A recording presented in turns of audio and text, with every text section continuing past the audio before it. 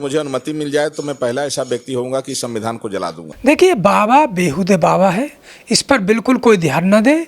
ये हटा हुआ बाबा है, गर्मी ज़्यादा है, हो सकता है ये धूप में बैठ गया हो, तपस्या कर रहे हैं, किसी ने चढ़ा दिया हो तो इसका दिमाग फिर सनक गया होगा, ये ज़्यादा नशा कर लिया होगा, भांग धतूरा खा लिया होगा। इस बाबा से आप इस पर किताब पढ़वाइए, आप इस पे इंग्लिश पढ़वाइए, आप इसके हाथ में संविधान दीजिए, संविधान पढ़वाइए। धर्म ग्रंथ पढ़ते हैं? वो नहीं पढ़ता, वो कुछ नहीं पढ़ता धर्म ग्रंथ वगैरह। किसी ने देखा उसको वेद पढ़ते हैं? कोई वेद नहीं पढ़ता, उसे पढ़ने लिखना ही नहीं आता। मैं दावे के साथ कह सकता हूँ उसे आता ही नहीं है पढ़ना। वो किसी पढ़े लिखे को बिठा लेता होगा, उससे बुलवाता होगा और सुनता होगा, 4 लाइन उनकी याद होगी और वो 4 लाइन बोल देता, उसे नहीं आता पढ़ना। बाबा परोसे जाते हैं, बाबा जनता के बीच में लाए जाते हैं, और ये बाबा धर्म का चोला ओढ़कर इतनी शातिर तरीके से, इतनी बारीकी से नफरत फैलाते हैं लोगों के बीच में। महिलाओं को अभद्र तरीक़ा से टिप्पणी करते हैं, महिलाओं को गंदी नज़र से देखते हैं, बच्चियों को बुरी नज़र से देखते हैं, और आप देखिए चमार शब्द का यूज करते हैं, जाति सूचक शब्दों का यूज करते हैं। ये बाबा हैं, ये नफ़रतों का ये फैक्ट्री है, नफ़रतों का ये बीज बोने वाले बाबा हैं। ये देश को बर्बाद कर देंगे। मोदी जी जहाँ संविधान को, बाबा संसद में पहुँच गए हैं, विधानसभा में पहुँच गए, आप इन्हें कह रहे हो कि ये फैक्ट्री है जहर उगलने वाली। तो आप देखिए ना क्या संसद से और क्या कार्रवाई हो रही है इनसे, संसद से कौन सा कानून बनाया गया है।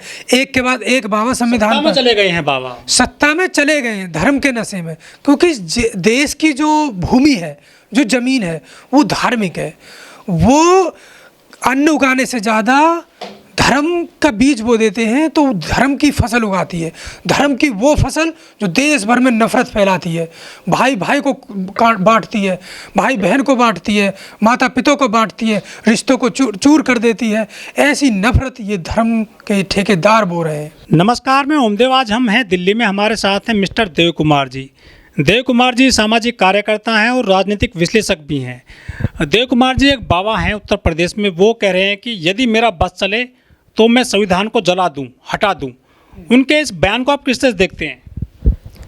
ये उनका एकदम बेहुदा बयान है और उन्हें संविधान की बिल्कुल भी ना समझ है, ना उन्होंने पढ़ा है, और ऐसे लगता है कि वो बाबा बिल्कुल अनपढ़ है, अंगूठा टेक है। क्योंकि संविधान में उनसे दिक्कत क्या है, ऐसा क्या है संविधान में जो उनको अधिकार नहीं देता, उनको सुरक्षा नहीं देता, समानता नहीं देता, बंधुता की बात नहीं करता, न्याय की बात नहीं करता। क्या ऐसा है संविधान में जो संविधान इनकी आंखों में खटकता है? ये बाबा न समाज की ABCD जानते हैं, न इन्होंने कभी सामाजिक कार्य किया है। ये असामाजिक तत्व हैं जो अपराध कर कर, इनके क्रिमिनल रिकॉर्ड होंगे, अपराध कर कर भागे हुए ये गुंडे हैं, चोला पहनकर, ये भगवा रंग धारण कर कर ये बचे हुए हैं। सामाजिक व्यक्ति, समझदार पढ़ा लिखा व्यक्ति संविधान की अहमियत समझ सकता है। आप देखेंगे अगर संविधान लिखना इतना ही आसान होता तो क्या ये संविधान नहीं लिखते? जब मजबूरन इन पे संविधान नहीं लिखा गया तो इनको देखना पड़ा कि आखिर कौन है ऐसा जो संविधान लिख सकता है। तब डॉक्टर भीमराव अंबेडकर जी का नाम आया कि वो इतने विशेषज्ञ हैं सभी क्षेत्रों के, चाहे वो इकोनॉमिक्स के हों, पॉलिटिक्स के हों, सोशल हों। RBI का उन्होंने पूरा फ्रेम बनाया और बड़ी बड़ी नदियों का बनाया और डैमों का बनाया, और प्रॉब्लम ऑफ रुपीज़ जैसी बुक्स लिखी, तो श्रम कानून बनाए, महिलाओं के अधिकार दिए, लेबर के कानून, लेबर यूनियन बनाई, रेलवे को यूनियन बनाया। तो इस तरह के पूरा स्ट्रक्चर जो देश का है A to Z मैं कहूँ, वो डॉक्टर भीमराव अंबेडकर ने लिखा। इन पर कोई स्ट्रक्चर नहीं लिखा गया। जब इनके हाथ में कलम दी गई कि आप इससे अधिकार लिखिए, तो इनकी कलम की स्याही सूख गई। अधिकारों की तो बात छोड़िए, ये एक पक्ष अछूतों को तो ना वोट का अधिकार देना चाहते थे, आप जानते हैं, गांधी ने भी विरोध किया। तो अधिकार ये देना नहीं चाहते थे, अछूतों को ये अलग रखना चाहते थे। और जब इन्हें और बढ़ के मिला तो इन्होंने हिंदू के नाम पर भारत, हिंदुस्तान, और मुस्लिम के नाम पर पाकिस्तान, देश के 2 बंटवारे करना चाहा। तो इनका नफ़रत फैलाने का काम शुरू से ही रहा है। आप एक चीज़ इनसे पूछे बाबाओं से, इन बाबाओं को संविधान से क्या नफरत है? संविधान का कौन सा अनुच्छेद इन बाबाओं ने पढ़ा है? किस अनुच्छेद के बारे में जानते हैं?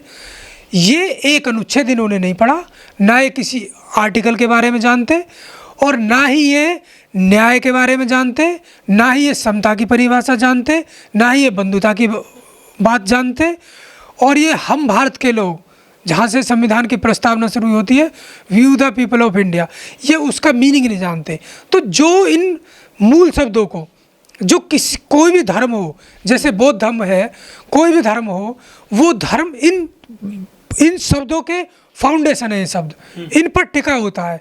तो इन जो शब्दों पे धर्म टिका होता है, ये उनके बारे में नहीं जानते, तो ये किसके बारे में जानते हैं? असमानता, लोगों को बांटना, नफरत फैलाना। लेकिन सर, ये जो बाबा हैं कहते हैं कि संविधान हटा देंगे, जला देंगे। यदि ये संविधान हटा देंगे, जला देंगे, तो फिर देश किससे चलेगा? क्या इन्होंने कोई दूसरा संविधान बना के रखा हुआ है, तैयार करके रखा हुआ है?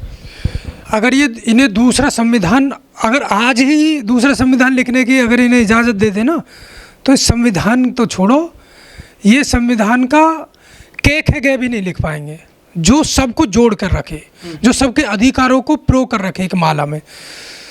इतना सटीक, इतना अच्छा, दुनिया का सबसे बड़ा विशाल संविधान, जो देश की विविधता को एकता में बांधकर से एक सूत्र में रखता हो, इतना बेहतरीन संविधान का विरोध करते हैं।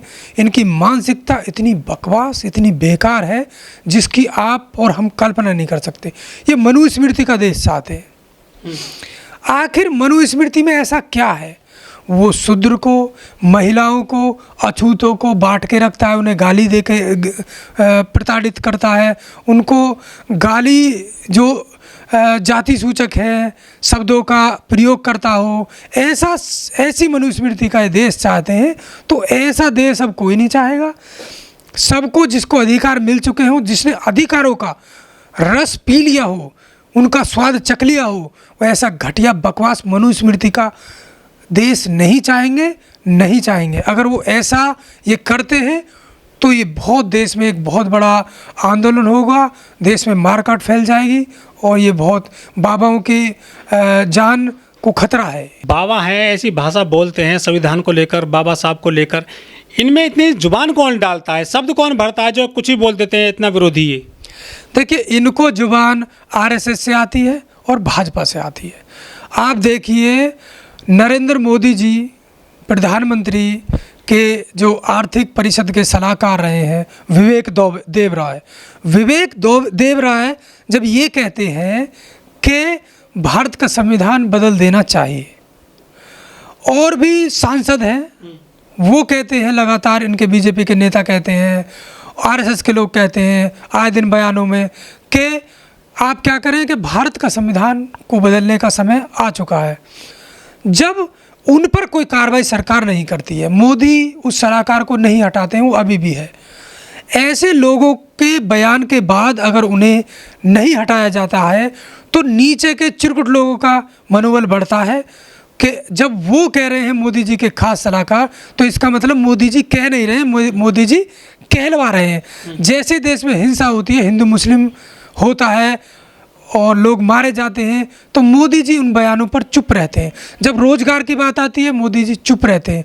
जब देश में स्वास्थ्य की बात आती है, शिक्षा के अधिकारों की बात आती है, शिक्षा के निःशुल्क की बात आती है, एक समान शिक्षा की बात आती है, पेपर लीक हो जाने की बात आती है, तो मोदी सरकार और बीजेपी सरकार चुप रहती है। इसका मतलब क्या है? वो देखकर चिरकुट जो ये बाबा है वो वही बयान देते हैं लगातार।